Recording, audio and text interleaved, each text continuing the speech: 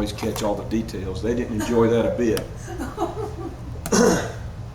Hosea chapter 5. You know, it's easy for us as believers, at least it seems easy to me, that we can pick things like we say, okay, abortion, that's a terrible sin. Or we say looting, that's a terrible sin. We say adultery, that's a terrible sin. We can pick those things that seem very obvious to us as wrongdoing. And we're good at that, which I don't know what you make of that, but we are. But we forget that sin from God's perspective is a lot more subtle, and there are lots of things that we might entertain in our own lives that God looks at and says these things are sin. So it's easy to forget what sin actually looks like. So I thought today we might look at this text, and as we look at the text in Hosea chapter 5, I want to keep this one text by Paul in mind. He says, "Do not think more highly of yourself than you ought." I think that's really important to keep in mind. Hosea chapter 5, I'll begin reading in verse 14. "I will be like a lion to Ephraim, like a young lion to the house of Judah. I myself will tear them to pieces and carry them off, and no one will be able to rescue them. Then I'll return to my lair until they've suffered their punishment. Then they will seek me, and in their distress, the Lord says, they will earnestly seek me." And then Hosea takes the role of the people and answers. Chapter 6, verse 1. "Come on, let's return to the Lord. He's torn us to pieces, but He'll heal us. He's injured us, but He'll bandage our wounds. He'll restore us in a very short time. He will heal us in a little while, that we might live in His presence. So let us acknowledge Him. Let us seek to acknowledge the Lord. He'll come to our rescue as surely as the appearance of the dawn, as surely as the winter rains come, as surely as the spring rains water the land." Then God answers through the same prophet's mouth. "What am I going to do with you, O Ephraim? What am I going to do with you, O Judah? For your faithfulness is as fleeting as the morning mist. It disappears as quickly as the dawns do. Therefore I will certainly cut you into pieces at the hands of the prophets. I will certainly kill you in fulfillment of my oracles of judgment, for my judgment will come forth like the light of the dawn. For I delight in mercy, not simply in sacrifice. I delight in acknowledging God, not in just having burnt offerings." Very difficult prophecy. And this text gives us something about God's perspective on sin that we might not be so acquainted with. We tend to look at the blatant things. We don't think about the subtle things. But before we look at that, let's just have a little history lesson relative to Hosea. I think that would be very helpful. His name means salvation. That's what his name means. Hosea is actually the name that Joshua had, the son of Nun, before Moses renamed him Yehoshua, which is the same name that Jesus has, which means God saves. Hosea worked in the realm of the 10 tribes of the north. That is Israel proper, Ephraim. That's what the text means when it says Ephraim. It's the 10 tribes, the northern. And he is working just prior to the Assyrian disaster, which came around 722 BC, where the Assyrians invaded the northern kingdom. They carted a bunch of people off. They lived there themselves. They intermarried, and the whole history of what we look at in the New Testament relative to the Samaritans comes from that point in history. 700 years of history, and the Samaritans are hated because they intermarried with the Assyrians when the Assyrians conquered them. Hosea is given a command by God to be a prophet to this 10-tribe group, and he's also given another command. He's told to marry a prostitute. That's a very strange command. Now it fits somewhat with another prophet, Ezekiel. Go read Ezekiel sometime and look at all the weird things that God had Ezekiel do. Lay on this side for 300 something days, lay on this side for 300 something days, hold a frying pan in front of your face, knock a hole in your wall. I wonder how Ezekiel's wife felt about that. But these strange things that these prophets were given to do, Hosea marrying Gomer, the prostitute, were for a reason. It made the prophet an example to the people of something that God wanted to communicate to them that only an example could communicate, that they would understand it and listen. The prophecy that Hosea gives are just words, but then Hosea marries this prostitute in order to say to Israel, you Ephraim, have married into prostitution. You've joined yourself with with a prostitute. The prostitute is idolatry. And that's what they had done. So God was so serious about this that he wanted to take Hosea and use him as an example as to what this prostitution actually was. And so Hosea married Gomer, and then they had 3 children. And then God gave Hosea the names for these children. Now again, just like with a lot of biblical names, you don't find these in most baby books we use today. Most of the baby books have children's names that are nice. Flower, sunrise, dawn. There's a name. You call a woman Dawn, you're thinking about the beauty of the dawn. You don't think about bad things when you name people. We don't. But here are the names. The first one born to them was called Jezreel. Why? Because God says, I'm going to destroy Israel's military in the valley of the Jezreel. The second one born to Gomer and Hosea was Lo Ruhamah, which means no pity. Why did God say, name your second child no pity? Because God says, I'm having no pity on Israel, but I will pity Judah. Third one comes along, Lo Ami. Why would you name your kid this? Because it means I'm not your God and you're not my people. Because God wanted to communicate that to them through these children. Imagine growing up with those names. I guess when you're a kid, it's just some syllables stuck together and you don't really know much about it. But in the case of these 3 children, they were to be an example to the people. So the conquest came in 722, just as Hosea prophesied, just as Amos prophesied, just as a bunch of people prophesied prior to this moment in the history.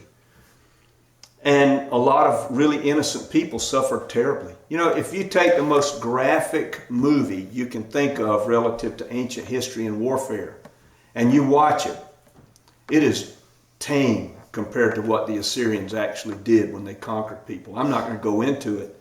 I would encourage you to get a good Bible dictionary and look up Assyria and do some reading on who the Assyrians were and what they were like. They were terrible. And if the Assyrians conquered you and you resisted, it was terrible. Terrible. The northern kingdom is going to be conquered, and the people are going to suffer greatly, innocent or guilty. They're all going to suffer. Tremendous suffering. And they suffered for 700 years after that in being called Samaritans. They never recovered from it. Amos was a contemporary of Hosea, another prophet. And he comes from Judah and goes north to prophesy to the northern kingdom, very much in the same way. Hosea and Amos have slightly different concerns. Amos is concerned with the fact that the northern kingdom has become very wealthy, but they've become wealthy by exploiting the poor. They had lost their concern for the poor. As a matter of fact, you read in Amos that a person would be sold for the price of a set of sandals. That's how poor they were. And the wealthy were just exploiting them, and there was no relief for them whatsoever. God was very concerned about the poor. So this parallel with these 2 prophets has a third parallel in the New Testament. And I want to spend just a few minutes there. You don't have to turn there if you don't want. You can if you like. But you can turn, if you want to turn there, to Luke 16. You all know the story of the rich man and Lazarus. Everybody knows that story. If you've been in church for any length of time, you've heard it many times. But this is a parallel to what's going on in Israel when Hosea brings his prophecies. The detail that Jesus gives here is lost on us because we don't experience any of these things like they did. He says, he paints the picture of the rich man and Lazarus in such incredibly stark terms for the people at that time. They understood these terms very well. We don't. We kind of get it. One's rich, one's poor, but we don't see the starkness of the detail here. So let me just explore that for a minute. The man that is rich, it says he wore fine linens and ate sumptuous foods. Whatever translation you read, that's essentially what it says. Well, we don't get either one of those. For one reason, we all eat sumptuous foods in this country. Every person in this room, all of us eat very, very well. In the ancient world, a person might eat, if they were of the common people, they might eat meat once a week or once a month. That was all. The rest of the time they lived on bread and grains and vegetables, and that's what they ate. The rich man is eating sumptuous food. So when Jesus says that to this crowd, they go, oh, he must really be rich. And then it says he wore fine linen. We don't get that either at all. Go to Walmart, next time you're in Walmart or even Goodwill, go to the t-shirt section in Goodwill where you can buy a t-shirt for $1.25. Take it home and get a magnifying glass and look at the threads in the t-shirt. And imagine weaving that by hand. You see, the most common t-shirt or handkerchief for us was fine linen back then because it was all done by hand. Can you imagine weaving a tunic, a robe, by hand of those fine threads? You might even go blind doing it. And it might take a person 18 months to weave such a robe. And this man wore, it says, fine linen. So when the people heard Jesus say that, they go, oh, wow, this guy is really rich. Because most people's clothing was very coarse. It was with threads that were big enough that you could easily weave a piece of fabric out of them. They didn't have the machine that could make these strange interlocking stitchings like in the most common handkerchief or t-shirt that we would wear today. Lazarus is painted to be very, very poor. It says that he was laid at the rich man's gate. He was covered with sores. He was so weakened by his condition that dogs were licking the sores and he couldn't get the dogs off him. And for food, Lazarus ate the crumbs that fell from the rich man's table. Now that makes no sense to us at all. Does that mean that the rich man is like Fred Flintstone? He's just a real sloppy eater and food's flying everywhere? No. Here's how that works. If you go to the Middle East today, there's a dish where they bring a big platter and it's covered with rice and meats and vegetables all combined together in a big pile. They set it in the middle of the table. People are sitting around the table and each participant's given a little bowl of gravy. And you reach in with your hands and grab some of the food out of the pile. This is a common practice still today. You dip it in your gravy and you eat. And that's what you do. Well, just like in the fact of the fine linens, the rich man, people weren't stupid then. It would be stupid to take fine linen and use it as a thing to wipe your mouth. There weren't paper napkins like we go to Walmart and buy a big bundle of them. None of that existed. What did you do? You baked a slab of bread thin and you ripped a piece of it off and you used that as a napkin to get the gravy off your hands, to wipe your mouth. That's what Lazarus got to eat. Whatever the man threw down after he'd used it, most people fed these bits of bread to the animals. The animals ate them. Lazarus is eating that. So that's the picture that you've got here of these two people that Jesus is painting. One is completely pitiful and helpless. The other one is filled with every good thing. And this man is so weak that he cannot get the dogs away who are licking his sores. Now what's the message? I mean, any child in a Sunday school class knows the message here. The message is, if a person has more than they need, they are obligated to give of what they have to somebody who doesn't. That's just the simplest message. No confusion there whatsoever. We teach little children, don't we? I mean, a little child, 2, 3, 4 years old, they start to mine. You know, two words that children learn almost right away is mine and no. Mine, no. Well, they learn those two words. They learn how to use those. And when they've got a toy, what do we teach them? You've got to share. 3-year-old kid, you've got to share. Isn't it interesting that message is so resisted? Why is it resisted? Why is it that sharing is hard? Well, we have to look at ourselves and say, what is the example that we're providing of sharing? Now, I know all of you in this room. You all are generous people. Don't misunderstand me at all. I'm not pointing a finger at anybody. I know what this church has done. I know what a lot of you do as individuals. You are generous people. However, our generosity, mine included, is at a limit. It's at a limit. I got a lot of stuff. A lot of stuff. You know, I passed somebody by at Walmart the other day. I hate it when I do. I do it all the time. Let me rephrase that. I came into Walmart and saw them there. Big sign, need help, sitting on a chair, obviously unkempt, struggling, whatever their problem was.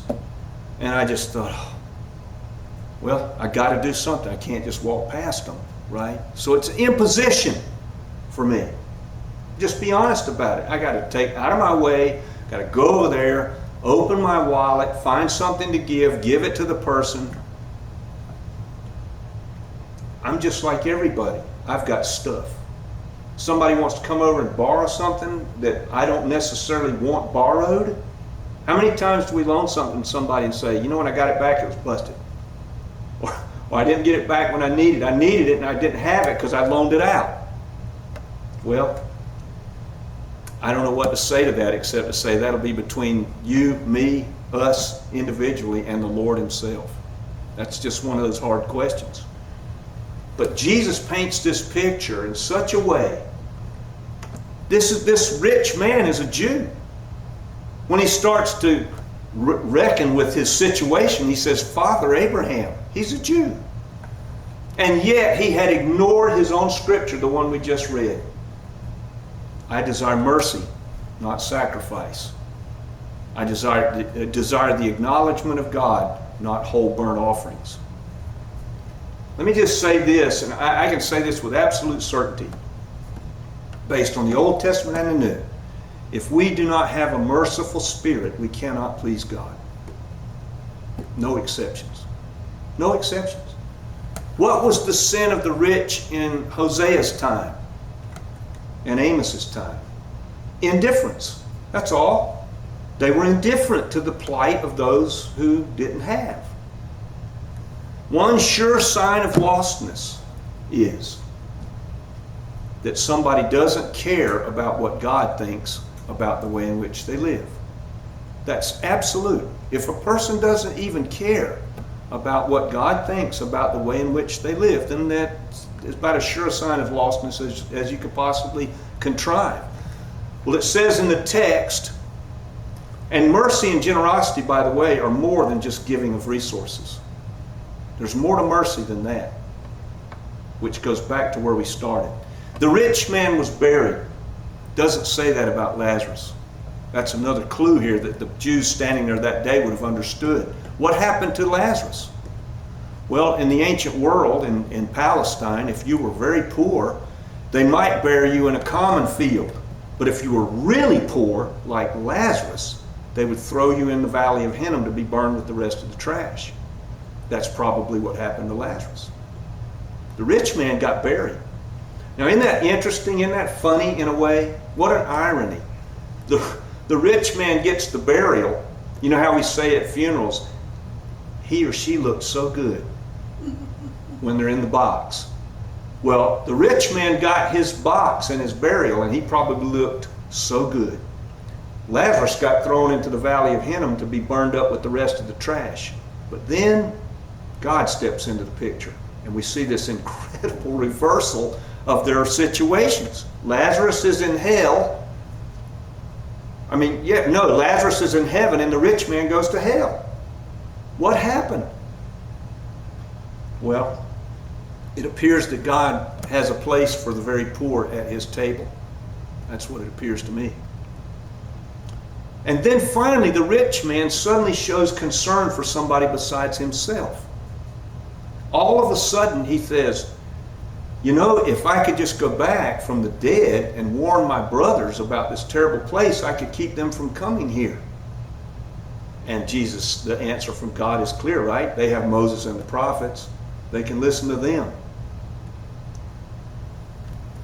And it's interesting to me that here we are in the 21st century, and somebody did come back from the dead, and a lot of us are still not listening, right? People all around us here that reject God, don't know that salvation's available to them, don't believe any of this. Jesus came back from the dead, and people still don't believe. Jesus came back from the dead in His day, and people walked away from Him unbelieving. I love what Augustine says in the 4th century regarding this whole question. He says this: God bids us to do what we're not able to do, that we might know what we are to ask of Him. In other words, there are a lot of these things. I know in my own life that there are plenty of places where I am just falling so short of who God would have me be. I am. I live a great life. I got plenty to eat all the time. I got an air conditioner. I got a refrigerator and a freezer. I got stuff to fiddle with just for fun. I got free time. I got a lot of stuff. God bids us to do what we can't so that we might know what we need to ask of Him in order to make us able. So many people today say we need a sign from God. Well, Jesus came back from the dead. I don't know what other signs we're really looking for. You know, this rich man at any point in his life could have reached out to Lazarus, and it really would not have really hurt him at all. Easily, he could have reached out to Lazarus with no difficulty and brought Lazarus to a place of living that was decent. He could have done that. Just like in the northern kingdom, they could have taken of their resources and helped the poor instead of exploiting them. At least don't exploit them for your own benefit. But then the rich man leaves the world, and now there's a chasm fixed between this life and that life, and there's no bridge between them, and it's over. So what did the rich man actually do that got him thrown into hell? What did he really do? Did he come by Lazarus every day and kick him at the gate? No, doesn't say that. Did he have people haul Lazarus away? No, didn't say that either. Did he stop Lazarus from collecting the breadcrumbs under his table? Nope, he didn't do that. He was never deliberately cruel to Lazarus in any way. What was his sin? It was the same sin that brought the judgment to Ephraim. That is indifference. That's all. Just indifferent. The rich man had the capacity to help and did not. He did not. Do you see how sin is more subtle than just doing terrible things that everybody understands as wrong? Hosea becomes a symbol of God's heart. If you read the whole book of Hosea, you find this out. After Gomer has the children, she goes back to being a prostitute and leaves the children and Hosea at home. And what does Hosea do? He goes out after her to chase her down. And when he finds her, he doesn't just drag her by the hair back to the house or scold her, he buys her back. That's just like God. He buys us back. Just like God. You know, we look around and we see people living lives that we go, how can they live like that? How can they do those things? And we forget that the only thing that separates us from any of them is the fact that we've asked God for mercy. That is the only separation there is. God's love for Israel was stronger than their idolatry. Hosea pities Gomer in her deception. God pities us in ours. He pities the lost in theirs. That's why Hosea is known in scholarship as the John of the Old Testament, because his life shows just how much God loves us and is willing to pursue us to the very end. I don't know where everybody is today, but if I've said anything, you got a question for